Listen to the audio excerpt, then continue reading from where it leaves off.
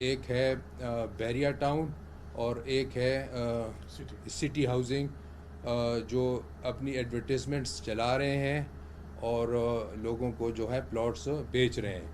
تو ان دونوں کے پاس جو ہے وہ این او سیز اویلیبل نہیں ہیں اور پورا انہوں نے اس بارے میں پروب کیا.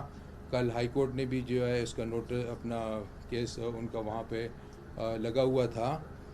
تو ہم یہ بتانا چاہتے ہیں کہ ان دو سوسائٹیز کا مہربانی کر کے عوام کو کہ اس میں خرید و فروخت جو ہے وہ نہیں کی جائے.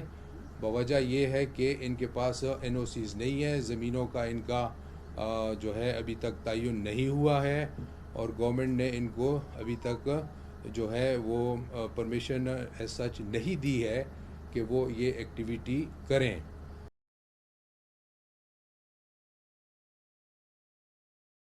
ایک ہے بحریہ ٹاؤن اور ایک ہے سٹی ہاؤسنگ جو اپنی ایڈورٹیزمنٹس چلا رہے ہیں اور لوگوں کو جو ہے پلاٹس بیچ رہے ہیں.